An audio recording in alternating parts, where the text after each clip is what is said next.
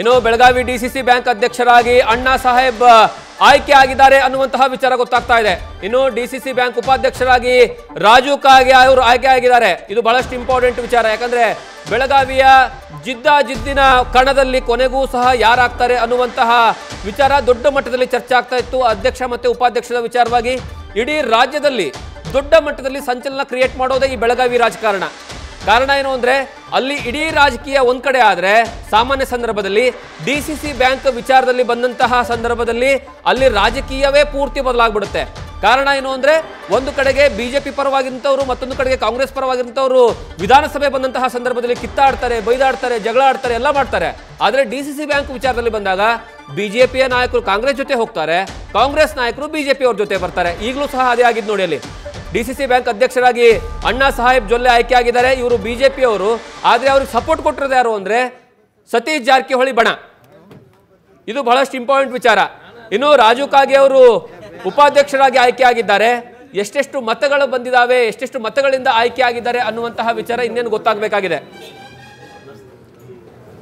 ಬಹಳಷ್ಟು ಪ್ರಮುಖವಾಗಿ ಈ ಒಂದು ಡಿಸಿಸಿ ಬ್ಯಾಂಕ್ ನಿರ್ದೇಶಕರ ಆಯ್ಕೆಯ ಸಂದರ್ಭದಲ್ಲೂ ಸಹ ನೇರವಾಗಿ ಆ ಸಂದರ್ಭದಲ್ಲಿ ಬಹಳಷ್ಟು ಜನ 6 ರಿಂದ 7 ಜನ ಅವಿರೋಧವಾಗಿ ಆಯ್ಕೆ ಆಯ್ತಾರೆ. ಅವಿರೋಧವಾಗಿ ಆಯ್ಕೆ ಆದಂತಹ ಸಂದರ್ಭದಲ್ಲಿ ಡಿಸೈಡ್ ಆಗ್ಬಿಟ್ಟಿತ್ತು ಇದು ಏನಂದ್ರೆ ಜಾರಕಿಹೊಳಿ, ಅದರಲ್ಲೂ ಸ್ಪೆಷಲಿ ಸತೀಶ್ ಜಾರಕಿಹೊಳಿ ಬಣ ಏನಿದೆಯಲ್ಲ ಅವರ ಪರವಾಗಿರುವಂತವರೇ ಅಧ್ಯಕ್ಷರಾಗ್ತಾರೆ ಮತ್ತು ಉಪಾಧ್ಯಕ್ಷರಾಗ್ತಾರೆ ಅಂತ. ಆದರೂ ಸಹ ಕ್ಯೂರಿಯಾಸಿಟಿ ಕ್ರಿಯೇಟ್ ಮಾಡಿತ್ತು. ಏನಾದರೂ ಕೊನೆ ಹಂತದಲ್ಲಿ ಏನಾದರೂ ಬದಲಾವಣೆ ಆಗುತ್ತಾ, ಕೊನೆ ಹಂತದಲ್ಲಿ ಏನಾದರೂ ಚಮತ್ಕಾರ ಮಾಡ್ತಾರಾ ಅನ್ನುವಂತಹ ನಿರೀಕ್ಷೆನ ಇಟ್ಕೊಳ್ಳಾಗಿತ್ತು. ಆದ್ರೆ ಯಾವುದೇ ಕಾರಣಕ್ಕೂ ಸಹ ಅಂತದಾಗಿಲ್ಲ.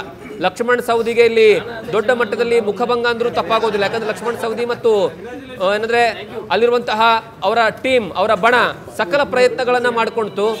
ಆದ್ರೆ ಯಾವುದೇ ಕಾರಣಕ್ಕೂ ಸಹ ಅದು ಆಗೋದಿಲ್ಲ. ಈಗ ಅಂತಿಮವಾಗಿ ಅಧ್ಯಕ್ಷ ಮತ್ತು ಉಪಾಧ್ಯಕ್ಷದ ಆಯ್ಕೆ ಆಗಿದೆ. ಅಧ್ಯಕ್ಷರಾಗಿ ಅಣ್ಣಾ ಸಾಹೇಬ್ ಜೊಲ್ಲೆ ಆಯ್ಕೆ ಆದ್ರೆ ಉಪಾಧ್ಯಕ್ಷರಾಗಿ ರಾಜು ಕಾಗೆ ಅವರು ಆಯ್ಕೆ ಆಗಿದ್ದಾರೆ.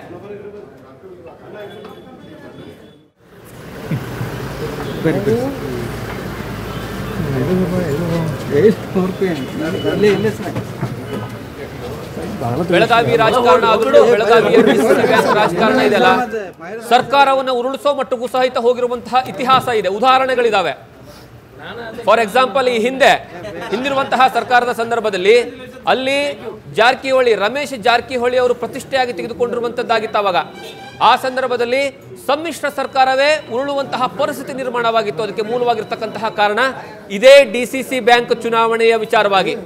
ಈಗ ಮತ್ತೆ ಆ ಚುನಾವಣೆಯ ವಿಚಾರವಾಗಿ 2 ಕುಟುಂಬಗಳ ನಡುವೆ ಪ್ರತಿಷ್ಠೆಯ ಕಣವಾಗಿತ್ತಿದ್ದು, ಆ ಪ್ರತಿಷ್ಠೆಯ ಕಣದಲ್ಲಿ ಕೊನೆಗೂ ಸಹ ಜಾರಕಿಹೊಳಿ ಕುಟುಂಬ ಮತ್ತೆ ಅವರ ಬೆಂಬಲಿಗರು ಗೆಲುವನ್ನ ಸಾಧಿಸಿದ್ದಾರೆ.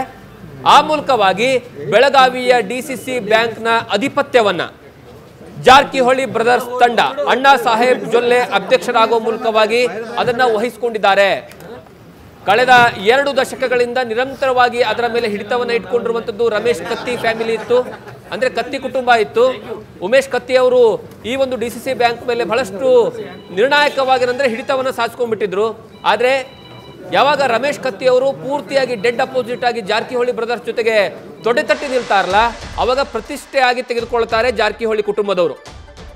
ಆಗ ನೇರವಾಗಿ ನಿರ್ದೇಶಕರ ಆಯ್ಕೆಯ ಸಂದರ್ಭದಲ್ಲೂ ಸಹ ಪೂರ್ತಿಯಾಗಿ ತಮ್ಮ ಹಿಡಿತಕ್ಕೆ ತೆಗೆದುಕೊಳ್ಳುವಂತಹ ಕೆಲಸ, ಅಂದ್ರೆ ಆರಂಭಿಕ ಹಂತದಲ್ಲಿ ನಿರ್ದೇಶಕರ ಆಯ್ಕೆಯ ಸಂದರ್ಭದಲ್ಲಿ ಹಿಡಿತಕ್ಕೆ ತೆಗೆದುಕೊಂಡಂತವರು ಜಾರಕಿಹೊಳಿ ಬ್ರದರ್ಸ್. ಆವಾಗಲೇ ಬಹುತೇಕ ಫೈನಲ್ ಆಗಿತ್ತು ಯಾರ ಪರವಾಗಿ ಅತಿ ಹೆಚ್ಚು ನಿರ್ದೇಶಕರಿದ್ದಾರೆ. ಯಾಕಂದ್ರೆ 7 ಜನ ಅಲ್ಲಿ ಅವಿರೋಧವಾಗಿ ಆಯ್ಕೆ ಆಗ್ತಾರೆ. ತದನಂತರ ಮತ್ತೆ ಚುನಾವಣೆ ನಡೆಯುತ್ತೆ ಕೆಲವೊಂದು ಕ್ಷೇತ್ರಗಳಿಗೆ. ಆ ಸಂದರ್ಭದಲ್ಲಿ ಜಾರಕಿಹೊಳಿ ಬ್ರದರ್ಸ್ ಏನಂದ್ರೆ ಅವರ ಪ್ಯಾನೆಲ್ ಏನಿರುತ್ತೆ, ಆ ಪ್ಯಾನೆಲ್ ಪರವಾಗಿ ಏನಂದ್ರೆ ಮತ್ತಷ್ಟು ಜನ ಗೆಲುವನ್ನು ಸಾಧಿಸ್ಕೊಂಡ್ ಬರ್ತಾರೆ. ಆ ಮೂಲಕವಾಗಿ ಇಲ್ಲಿ ಬಹುತೇಕ ಅಧ್ಯಕ್ಷ ಮತ್ತು ಉಪಾಧ್ಯಕ್ಷ ಸ್ಥಾನ ಅವ್ರಿಗೆ ಹೋಗ್ಬಿಡುತ್ತೆ ಅಂತ ಗೊತ್ತಿರುತ್ತೆ. ಆದ್ರೆ ಬಹಳಷ್ಟು ಕುತೂಹಲ ಇತ್ತು, ಕೊನೆ ಹಂತದಲ್ಲಿ ಏನಾದರೂ ಕ್ಯೂರಿಯಾಸಿಟಿ ಕ್ರಿಯೇಟ್ ಆಗುತ್ತಾ, ಅಥವಾ ಏನಾದರೂ ಬದಲಾವಣೆಗಳಾಗುತ್ತಾ, ಯಾರಾದರೂ ಕ್ರಾಸ್ ಔಟಿಂಗ್ ಮಾಡ್ತಾರಾ, ಅಥವಾ ಯಾರಾದರೂ ಜಾರಕಿಹೊಳಿ ಬ್ರದರ್ಸ್ಗೆ ಕೈ ಕೊಟ್ಟು ಈ ಕಡೆ ಅಂದ್ರೆ ಲಕ್ಷ್ಮಣ್ ಸವದಿ ಬಣಕ್ಕೆ ಯಾರಾದರೂ ಬರ್ತಾರಾ, ರಮೇಶ್ ಕತ್ತಿ ಜೊತೆಗೆ ಸಾಥನ್ನ ಕೊಡ್ತಾರಾ ಅನ್ನುವಂತಹ ನಿರೀಕ್ಷೆ ಇತ್ತು. ಆದ್ರೆ ಯಾವುದೇ ಅವಕಾಶವನ್ನ ಕೊಡ್ಲಿಲ್ಲ ನಿರ್ದೇಶಕರಿಗೆ. ಕಳೆದ ಯಾವಾಗ ಅವ್ರು ನಿರ್ದೇಶಕರಾಗಿ ಆಯ್ಕೆ ಆಗ್ತಾರಲ್ಲ, ಅಲ್ಲಿಂದ ಇಲ್ಲಿಯವರೆಗೆ ನಿರಂತರವಾಗಿ ಅವ್ರ ಜೊತೆಗೆ ಸಂಪರ್ಕ ಇಟ್ಕೊಳ್ಳುವಂತಹ ಕೆಲಸ, ಅವರನ್ನ ತಮ್ಮ ಸುಪರ್ತಿಗೆಲ್ಲ ಇಟ್ಕೊಳ್ಳುವಂತಹ ಕೆಲಸವನ್ನ ಜಾರಕಿಹೊಳಿ ಬ್ರದರ್ಸ್ ಮಾಡಿದ್ರು. ಎಲ್ಲಿ ಅವರು ಮತ್ತೆ ಕುದುರೆ ವ್ಯಾಪಾರದಲ್ಲಿ ಬದಲಾಗ್ತಾರ ಅನ್ನುವಂತಹ ಪ್ರಶ್ನೆ ಏನಂತಂದ್ರೆ ಅನುಮಾನ ಬಂದಂತಹ ಕಾರಣಕ್ಕಾಗಿ ಲಕ್ಷ್ಮಣ್ ಸವದಿ ಆಗಿರ್ಬೋದು ಅಥವಾ ರಮೇಶ್ ಕತ್ತಿ ಆಗಿರ್ಬೋದು ತುಂಬಾ ಪ್ರಯತ್ನವನ್ನ ಪಟ್ಟರು, ಆದರೆ ಕೊನೆಗೂ ಸಕ್ಸಸ್ ಆಗಿಲ್ಲ. ಈಗ ಅಂತಿಮವಾಗಿ ಅಧ್ಯಕ್ಷ ಮತ್ತೆ ಉಪಾಧ್ಯಕ್ಷ ಸ್ಥಾನದ ಜಾರಕಿಹೊಳಿ ಬ್ರದರ್ಸ್ ಕೈಗೆ ತಲುಪಿರುವಂತದ್ದು.